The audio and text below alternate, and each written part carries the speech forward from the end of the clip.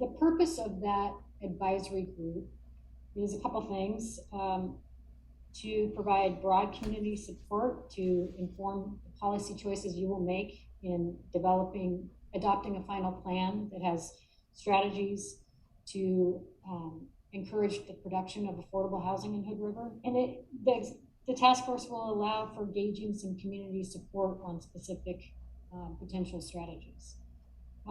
In short, I would consider the advisory task force as a community sounding board for the project. The city did in the 2015 housing needs analysis included the strategies 1, 2, and 3. There wasn't a detailed, clear implementation plan associated with that.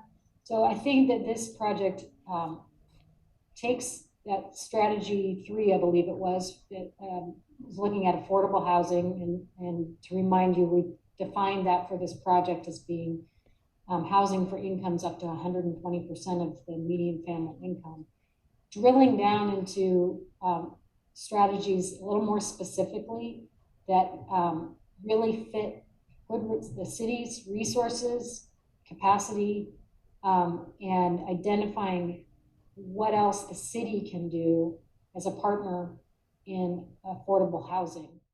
I guess I'm really asking, what are we getting from this 50,000 for this 50,000? And because we already have a lot of learning on what our problems are here in our community, and is this going to move the needle further? And I think to answer my own question, I think it's to move the needle because this money is needed to help steward this committee that we hope to learn from. Is that right? The consultant will be very much involved with the advisory task force meetings. Mm-hmm. The project scope includes, I think, 5 task force meetings, potentially 6, depending on how the project progresses and whether another meeting is necessary. They will be providing a lot of the technical information to the advisory task force to help with their understanding of the project and their understanding of the potential options for adoption, and to be able to help weigh the trade-offs and resources needed for strategies and provide input to you about those. So the consultant will be integrally involved with task force meetings. 2 suggestions, I guess. One is to be light on the needs assessment hours spent, because we did it in 15, we did it in 19, and the answer is very clearly we need more than is imaginable in every category of housing. So,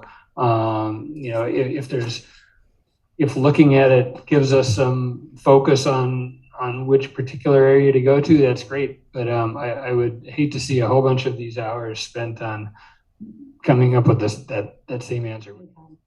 Drilling down into strategies a little more specifically that really fit the city's resources, capacity, and identifying what else the city can do as a partner in affordable housing. The project on Rand Road, I think, is really exciting. Unfortunately, as we all know, the housing issue is not going to be solved by one project.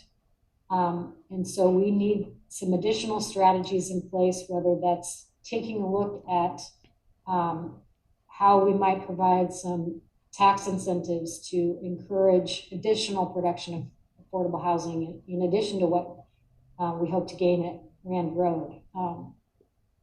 So I think it's taking what we know and moving the needle